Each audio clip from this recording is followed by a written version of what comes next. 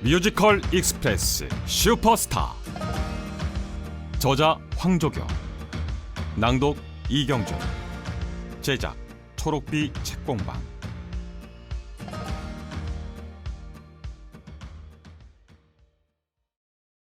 오버추어. 뮤지컬. 당신도 좋아하는 것 같은데요? 뮤지컬 주연 배우 오디션 공고. 입대하기 전 추억거리를 만들고 싶었던 나는 부산 청년예술단 페이스북에 뜬 공고를 유심히 살펴보았다. 당시 뮤지컬이 뭔지 잘 몰랐지만 노래, 연기, 춤을 모두 할 수 있다는 글을 보고 그러면 추억도 두세 배로 쌓을 수 있겠군. 재밌겠다. 라는 단순한 생각으로 오디션에 지원했다. 오디션 지정곡은 애국가였는데 세상, 이렇게 어려운 노래인지 그때 알았다. 만약 그 오디션에 쟁쟁한 사람들이 많이 몰려 설 자리가 없었다면 지금의 내 인생도 완전히 달라졌을 것이다. 하지만 예술을 사랑하는 마음만으로도 충분히 지원할 수 있는 아마추어 청년 예술가를 모집하는 것이었고, 다행히 대본에 등장하는 배역 수만큼 지원자가 몰렸기에 창작진 입장에서는 웬만큼 음치박치가 아닌 이상 탈락을 시킬 수가 없었다. 결국 나는 1대1의 치열한 경쟁을 뚫고 당당하게 부산 청년예술단의 객원 배우가 되었다. 그렇게 객원 배우로 참여한 내 생애 첫 작품은 브로드웨이 비운의 천재 예술가 조나단 라슨의 렌트를 각색한 것이었다. 뮤지컬 렌트는 오페라 라보엠이 원작으로 19세기 말 파리에서 20세기 말 뉴욕으로 배경을 옮겨왔다.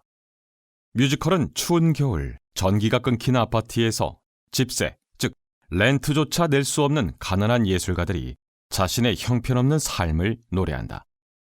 누군가는 에이즈에 걸려 매일 아침 떠오르는 태양을 보고 안도하며 겨우 하루를 살아가고, 누군가는 꿈을 위해 발버둥치며 자신의 신념을 지켜내려 한다. 이들은 불안한 삶에서도 오늘 하루를 살아남기 위해 최선의 선택을 하고 사랑을 나눈다. 브로드웨이 초연에서는 영화 겨울왕국의 엘사 목소리로 잘 알려진 이디나 멘젤과 뮤지컬 아이다의 라다메스를 맡은 아담 파스칼이 참여한 걸로 유명하다. 이 작품은 조나단 라슨이라는 뮤지컬 천재가 작사, 작곡, 극본을 모두 맡았는데 요절하지 않으면 천재가 아니라고 했던가. 브로드웨이 프리뷰 공연 개막 전날 자택에서 사망한 상태로 발견되었다. 창작자의 죽음과 함께 시작된 이 작품은 그의 뮤지컬 최고 권위상인 토니 어워즈에서 10개 부문 노미네이트, 4개 부문에서 수상의 영예를 거머쥔다. 사랑의 메시지를 가장 적극적으로 전하며 죽음을 맞이한 엔젤처럼 조나단 라슨은 렌트라는 부류의 명작을 남기고 세상을 떠났다. 뮤지컬 렌트는 2011년 이후 2020년 다시 돌아오기까지 한국 라이선스 공연이 이루어지지 않았다.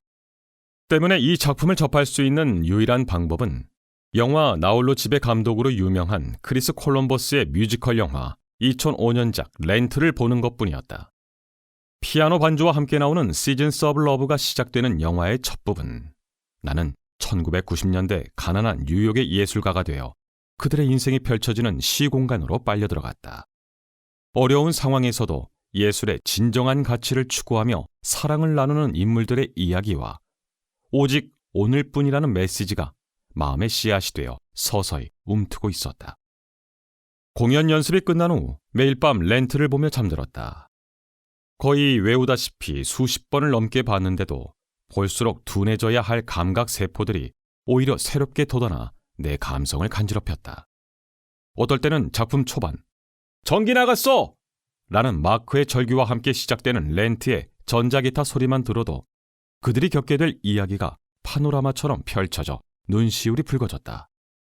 작은 화면의 컴퓨터와 스피커로 마주하는 이야기도 이렇게 벅차오르는데 무대에서 살아 숨쉬는 배우들의 연기는 얼마나 환상적일지 상상해보기 시작했다.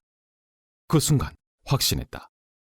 드디어 내가 사랑하는 것, 사랑한다고 선포할 수 있는 것을 찾아냈다고. 주체할 수 없는 인물의 감정을 터져나오는 음악으로 표출하는 장르. 때론 격렬하고 때로는 정제된 몸짓들이 한데 모여 인간의 모든 감성을 표현하는 장르. 구사할 수 있는 모든 예술적 도구로 새로운 세상이 무대에 펼쳐지고 펼쳐진 그 무대 위에 인물들이 살아 숨쉬는 장르, 뮤지컬. 렌트가 내 마음 깊은 곳에 새겨준 메시지는 아직까지 선명하게 남아있고 내 인생을 완전히 뒤흔들어 놓았다. 황조교의 인생 뮤지컬은 조금도 망설임 없이 렌트다. 황조교는 어쩌다 여기까지 온 걸까? 어쩌다 여기까지 온 걸까? 책의 첫머리를 쓰기 전 불현듯 떠오른 렌트 속 할로윈의 첫 가사이다. 뮤지컬의 내레이터이자 영화 제작자인 마크 코엔은 이 곡을 통해 지금까지 스쳐간 인연들을 떠올리며 자신이 걸어온 삶을 되짚어본다. 나 역시 지금껏 걸어온 길을 돌아보며 글을 쓸 자격이 충분한지에 대해 나름의 판단을 해보려 한다. 부모님 속썩인 적 없이 모범적인 청소년기를 보내고 착실하게 대학교를 다니다가 입대 전 운명처럼 뮤지컬을 만났다. 화려한 조명과 무대, 음악에 둘러싸여 노래, 춤, 연기를 하는 배우, 그리고 객석에서 터져나오는 뜨거운 박수 소리. 저녁 후에도 심장이 요동치는 열사병에서 헤어나오지 못하다가 결국 부모님께 선포를 하고야 말았다. 엄마, 아빠, 나 뮤지컬 할 거야. 동의를 구하는 것이 아니었다. 통보에 가까웠다. 대신 올해 입시에 성공하지 못할 경우에는 깨끗이 단념하고 복학해서 성실하게 다니겠다라는 조건을 내걸었다. 부모님은 그제야 안도하셨다. 지금까지 예술과는 거리를 두고 살았던 당신의 아들이 보통 경쟁률 100대 1이 넘는다는 뮤지컬과에 합격하리라고는 결코 예상하지 못했기 때문이다. 그 생각은 나도 마찬가지였다. 결과는 합격. 부모님의 걱정을 뒤로 한 채 나는 우리 집안 최초로 예체능을 전공하는 학생이 되었다. 배우로서 꿈을 펼치겠다는 원대한 포부와는 달리 재능이 차다 못해 넘쳐 흐르는 학생들의 정글 속에서 나는 평범한 모습의 모범생이 되었다. 그렇지만 선택에 책임지기 위해 그 누구보다 치열하게 학교를 다녔다. 그렇게 4학년 1학기 나의 현재를 만들어준 아주 중대한 사건이 발생했다. 뭐든 상관없으니 자신이 잘하는 걸 Show Your Work라는 타이틀을 달아 사람들에게 노출시켜보라는 과제를 전공 교수님이 내주신 거다. 뮤지컬 전공생으로서 노래, 춤, 연기 어느 하나 걸출한 게 없던 내가 다른 친구들보다 잘할 수 있는 게 뭐가 있을지 머리를 싸매고 고민했다. 고심 끝에 도달한 결론은 첫째, 뮤지컬이 없으면 살 수가 없다. 둘째, 영어를 오랫동안 공부해왔기 때문에 뮤지컬의 본고장인 브로드웨이나 웨스트엔드 뮤지컬을 보는데 무리가 없다. 결론, 아직 한국에 들어오지 않은 해외 뮤지컬을 소개하는 콘텐츠를 만들어야겠다. 그렇게 과제용 인스타그램 계정, 배우적인 느낌으로 만든 @feel_like_actor가 만들어졌다. 당시 내 머릿속에는 전액 장학금을 위한 A+와 과제 만점이라는 네 글자만 존재했을 뿐 뮤지컬 바닥을 뒤흔드는 인플루언서가 될 거야 라는 생각은 눈꼽만큼도 없었다. 그렇게 계정을 개설한 이후 나는 자의반 타의반 매일같이 뮤지컬 콘텐츠를 구상하게 되었다. 좋은 작품을 발견하고 가사를 번역하고 사람들에게 내가 진짜 좋아하는 건데 우리 같이 즐겨요를 전달하는 일.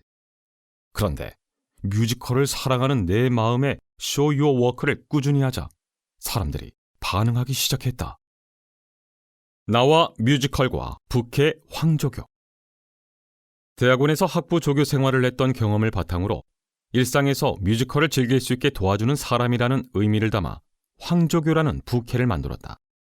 그리고 인스타그램과 유튜브를 통해 해외 뮤지컬뿐만 아니라 국내 뮤지컬 소식, 뮤지컬 배우 이야기, 뮤지컬 챌린지 등 많은 사람과 소통하며 뮤지컬에 대한 사랑을 키워왔다. 인스타그램 계정을 운영해온 약 4년이라는 시간 동안 저는 뮤지컬이 너무 좋아요. 당신도 좋아하는 것 같은데요? 그럼 우리 함께 즐겨요. 하는 뮤지컬에 대한 애정만으로 무던히 흘러왔다. 돈을 벌기 위해서도 아니었고 누군가 시켜서 한 것은 더더욱 아니다. 그저 좋아서 꾸준히 하다 보니 어느새 황조교는 지금의 나 자신이 되어 있었다. 그래서 책 출간 제안을 받았을 때 들뜬 마음으로 덥석 수락할 수가 없었다. 누군가에게 뮤지컬에 대한 첫인상을 남길 수 있다는 마음의 짐과 책을 쓰는 부담감에 콘텐츠를 만드는 일이 힘들어지거나 뮤지컬에 실증이 날 수도 있겠다는 두려움이 있었기 때문이었다.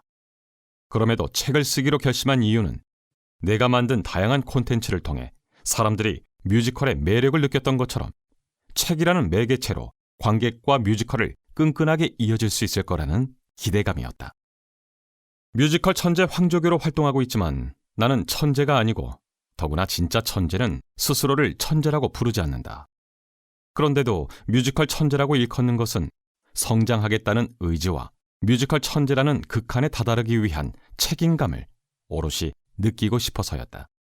그 누구도 몰랐던 대단한 지식이나 통찰을 전달하려는 게 아니라 그저 뮤지컬을 사랑해요. 여러분도 알고 보면 더 재미있게 볼 수 있을 거예요. 라며 뮤지컬이라는 작은 씨앗을 심어주고 싶을 뿐이다. 뮤지컬 속 숨겨진 이야기와 뮤지컬을 사랑하는 마음이 가득 담긴 나의 주접을 읽다 보면 어느새 뮤지컬이 애틋하고 사랑스럽게 느껴질 것이다. 적어도 이전보다 강한 호기심이 생길 것이다. 그 어떤 장르보다 세상의 변화에 민감하게 반응하는 트렌드 리더, 관객과 살아 숨쉬며 일상에서 느낀 갈증을 해소시켜주는 장르 뮤지컬. 다른 건 필요 없다. 부디 이 책에 담긴 뮤지컬에 대한 나의 애정이 조금이라도 잘 전달되길. 그래서 이 책을 읽는 여러분의 일상에 뮤지컬이라는 새싹이 돋아나길 바란다.